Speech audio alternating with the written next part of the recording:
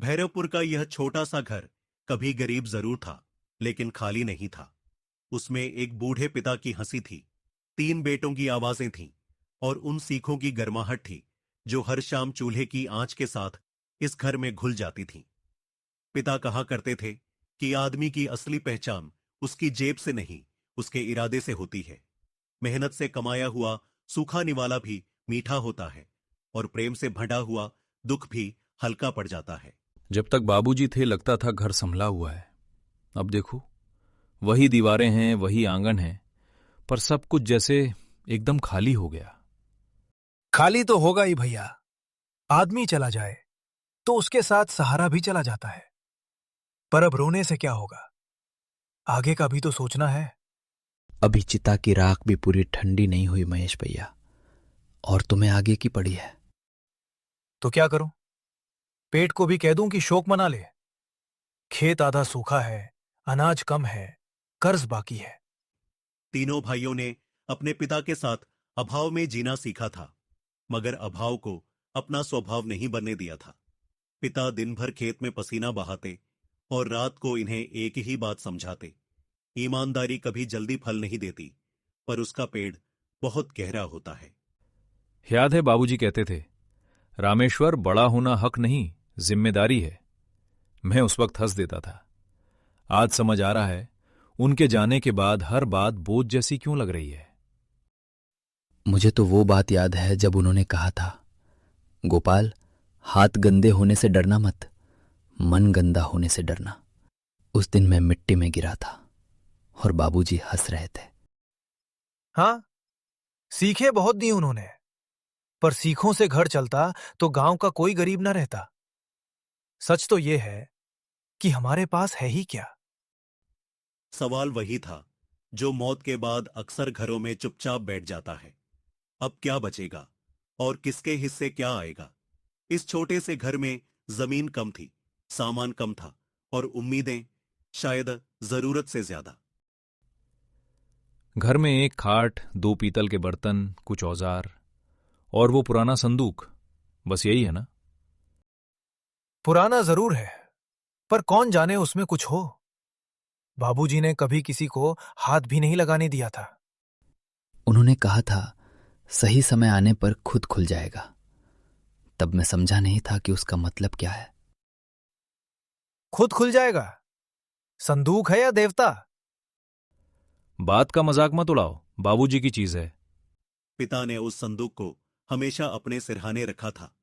बरसों तक किसी ने नहीं जाना कि उसमें कपड़े हैं, कागज हैं या बीते दिनों का कोई राज।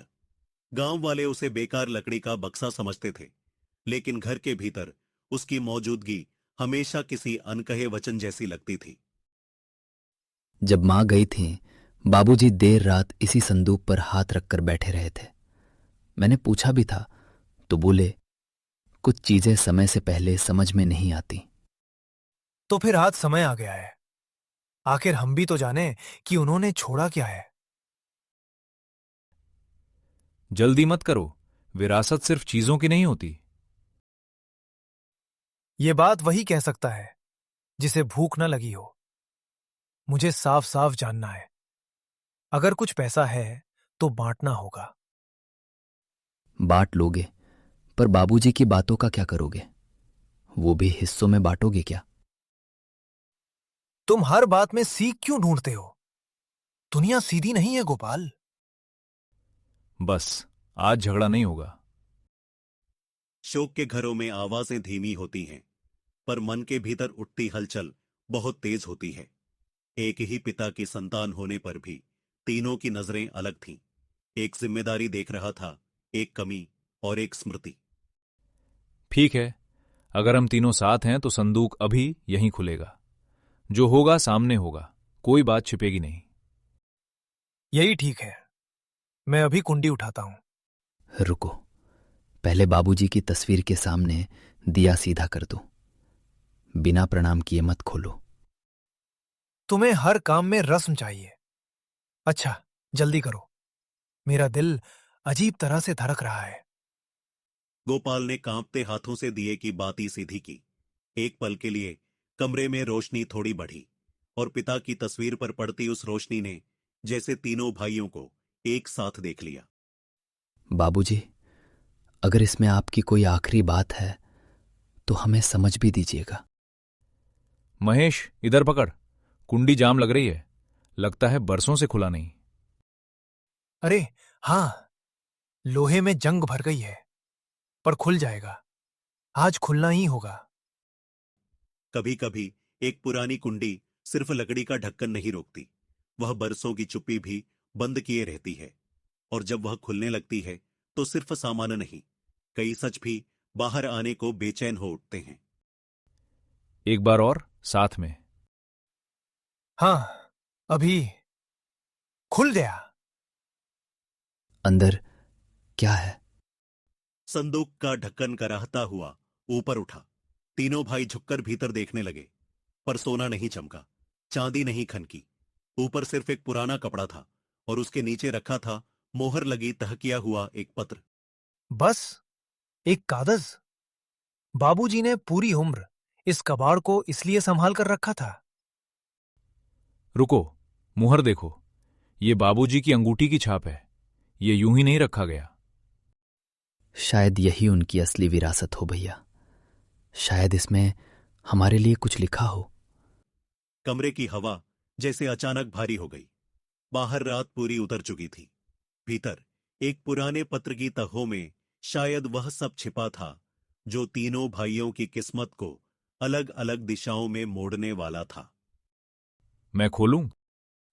खोलो, अभी खोलो।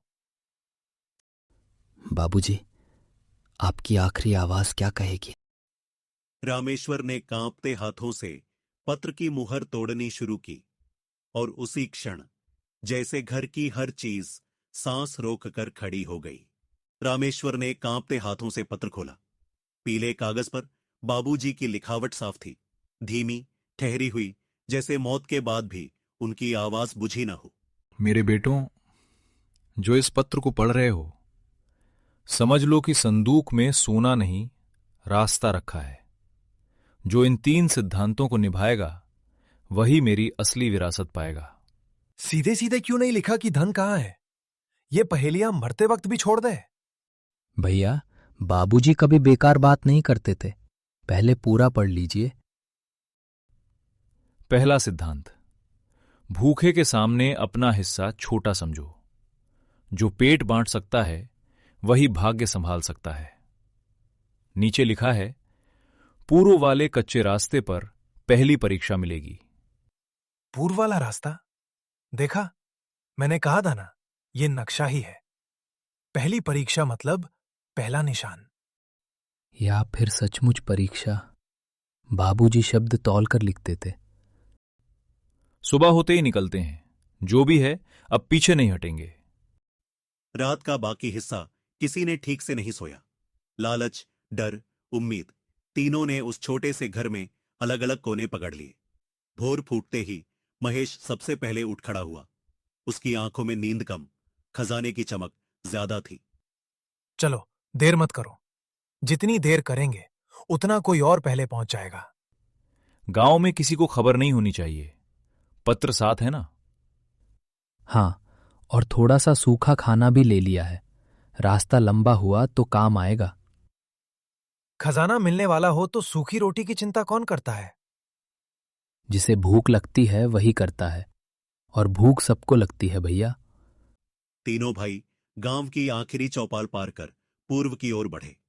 धूल भरा कच्चा रास्ता खेतों के बीच से निकलता था और हवा में गीली मिट्टी की गंध थी। सोचो, अगर सच में संदूक सिर्फ इशारा हो तो बाबूजी ने कहीं जमीन में गाड़ रखा होगा। हो सकता है।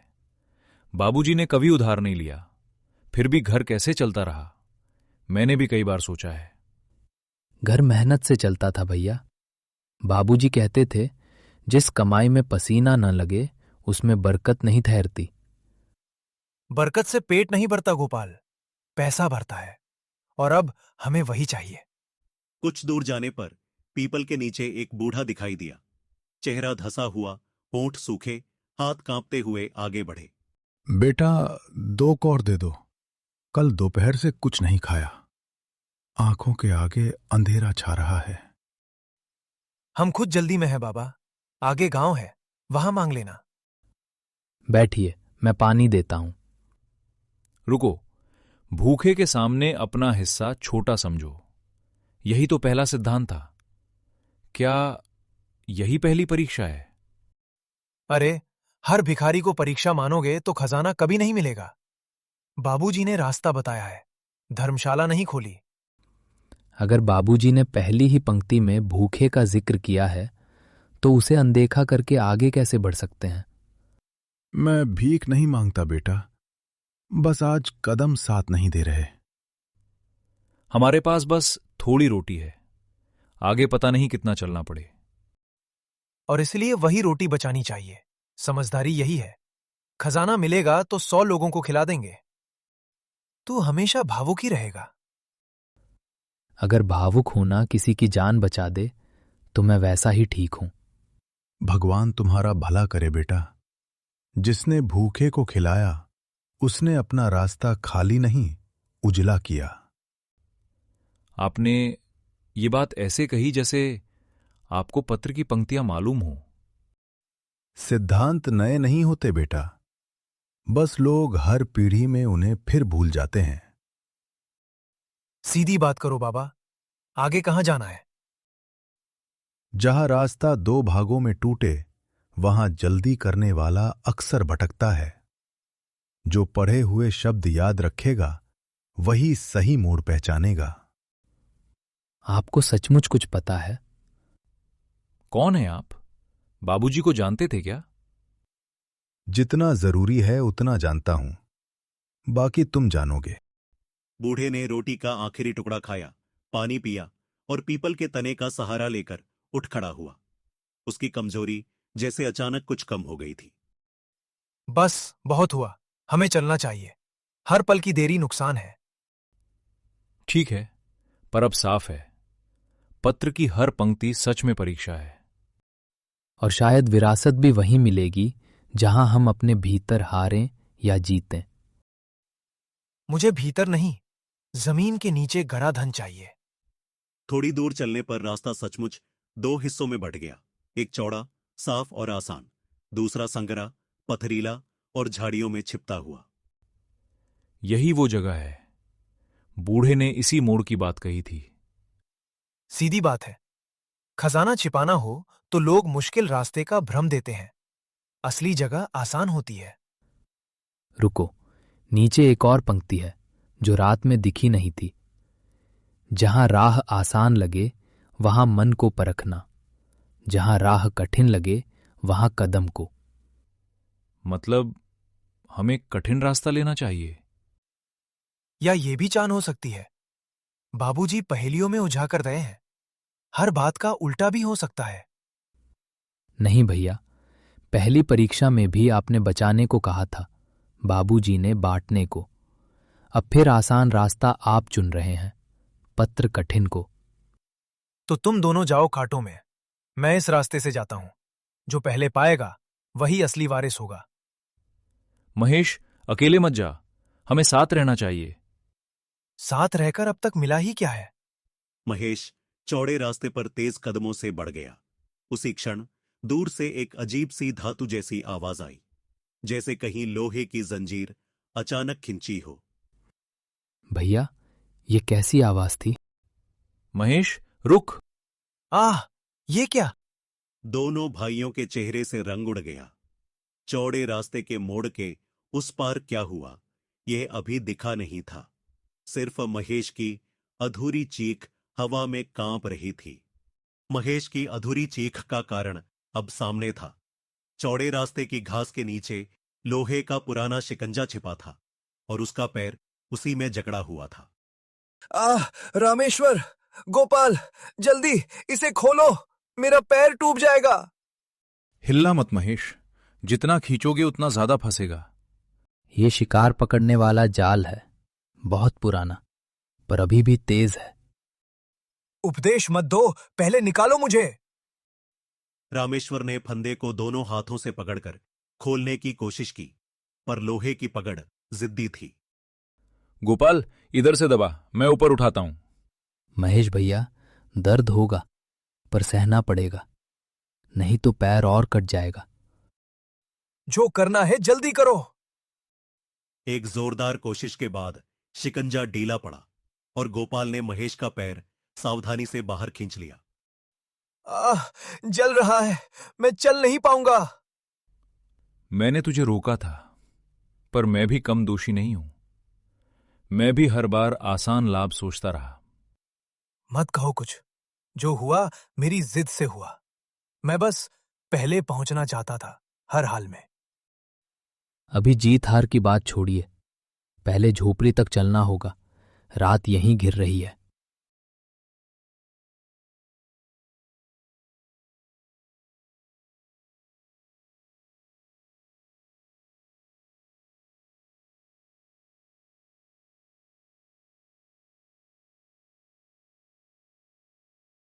दोनों भाइयों ने महेश को कंधा दिया।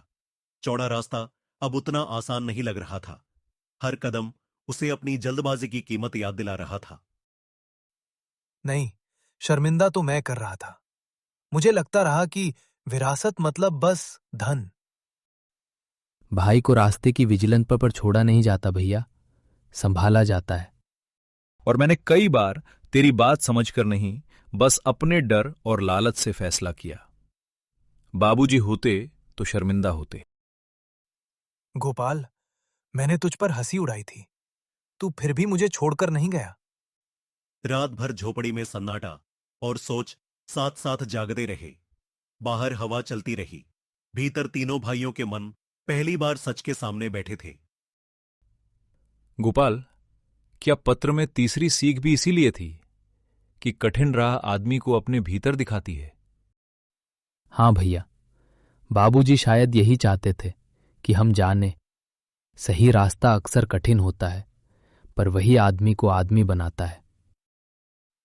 अगर सुबह हुई तो मैं सबसे पहले तुम दोनों से माफी मांगूंगा, सच में मांगूंगा। सुबह हुई धीमे सुनहरे उजाले के साथ, जैसे रात ने अपने भीतर का बोझ छोड़ दिया हो। आप फिर से? बाबा, आप कौन हैं और हर मोड़ पर हमें कैसे मिल जाते हैं? अब बताने का समय आ गया है। मैं तुम्हारे पिता हरिदास का पुराना मित्र हूं। नाम है दयाराम। पिताजी का मित्र? हां, तुम्हारे पिता ने मृत्यु से कुछ दिन पहले मुझे बुलाया था। उन्होंने कहा था, मेरे बाद मेरे बेटों को धन नहीं, सीख संभालेगी। देखना वे सीख को जीते हैं या नहीं। तीनों भाई स्तब्ध रह गए। संदूक पत्र, रास्ते, परीक्षाएं, सब अचानक एक धागे में बंधते चले गए। तो ये सब परीक्षा थी? पहली बार बांटना, फिर लालच छोड़ना, और अब कठिन रास्ता चुनना। परीक्षा धन पाने की नहीं थी बेटा, ये देखने की थी कि तुम्हारे भीतर कौन सा बीज बड़ा है, लालच, ईर्ष्या या सत्य। तो मैं हर बार हारता रहा। मैं दौड़ता रहा, छीनता रहा, आगे निकलना चाहता रहा। और मैं डरते डरते भी धन का मोह नहीं छोड़ पाया। मैं खुलकर बुरा नहीं बना, पर सही भी नहीं बन सका। भैया, हार मान लेना अंत नहीं होता, सच पहचान लेना ही बदलने की शुरुआत है। तुम्हारे पिता ने पत्र में 3 सिद्धांत लिखे थे, ईमानदारी, मेहनत और आपसी प्रेम। उन्होंने कहा था, जो बेटा इन तीनों को बचाएगा वही मेरी असली विरासत पाएगा। पर हमने तो संदूक में सोना ढूंढा, खेत ढूंढे, गड़ा खजाना ढूंढा। और गोपाल ने क्या ढूंढा? उसने हर बार तुम्हें ढूंढा, तुम्हें बचाया, तुम्हें बांध कर रखा। वही सबसे कठिन काम था। सच, हम दोनों विरासत के पीछे भागे और ये हमें बचाता रहा। मुझे माफ कर दे छोटे, मैंने तुझे कमजोर समझा। असल में कमजोर मैं था। माफी तब पूरी होती है भैया, जब उसके बाद चाल बदलती है। झोपड़ी के भीतर जैसे वर्षों का जमा हुआ बोझ पिघलने लगा। शब्द छोटे थे, पर उनके भीतर सच्चाई का वजन था। हरिदास ने मेरे पास एक और संदेश छोड़ा था। अगर मेरे बेटे सीख समझ लें तो उन्हें बता देना कि असली धन गांव के बीच छिपा है, घर की दीवारों में नहीं। गांव के बीच? मैं तैयार हूं। हरिदास ने मेरे पास एक और संदेश छोड़ा था। अगर मेरे बेटे सीख समझ लें तो उन्हें बता देना कि असली धन गांव के बीच छिपा है, घर की दीवारों में नहीं। मतलब उन्होंने हमारे लिए अलग से कुछ नहीं रखा? तुम्हारे पिता चाहते थे कि जो थोड़ा बहुत अनाज, औजार और बचत उन्होंने मेरे पास रखवाई है, उससे खेत सुधरें, कुआं गहरा हो और गांव के काम आए। यही तो बाबूजी की विरासत है। हम मिलकर कमाएं, बांटें और किसी का हक न मारे। जो कुछ होगा खुलकर गांव के सामने होगा, अब छिपकर कुछ नहीं। और मैं सबसे पहले पंचायत में सब मानूंगा, अपनी गलती भी और बाबूजी की सीख भी। कुछ ही देर में चौपाल पर सब इकट्ठा थे। आज फैसला संदूक का नहीं, तीन भाइयों के बदले हुए मन का होना था। हमने विरासत को पहले गलत समझा। हमें लगा था कि बाबूजी ने धन छिपाया है, पर उन्होंने हमसे बड़ा धन छोड़ा, सीख। मैंने लालच किया, ईर्ष्या की और अपने ही भाइयों से आगे निकलने के लिए गलत राह चुनी। आज सबके सामने मानता हूं, मैं गलत था। अगर बाबूजी की कोई असली निशानी है तो वो ये है कि हम मेहनत से जिएं, ईमानदारी से कमाएं और प्रेम से बांटें। यही हमारे घर की और हमारे गांव की सच्ची विरासत है। हरिदास का संदेश यही था, जिस घर में प्रेम बचा रहे वहां अभाव भी हार जाता है। जिस मन में ईमान बचा रहे वहां बिना सोने के भी समृद्धि आ जाती है। गांव वालों के चेहरों पर धीरे धीरे समझ उतरने लगी। पुराना संदूक अब बेकार लकड़ी नहीं रहा था। वह एक ऐसे सत्य का दरवाजा बन चुका था जिसने तीन भाइयों और पूरे गांव को बदल दिया।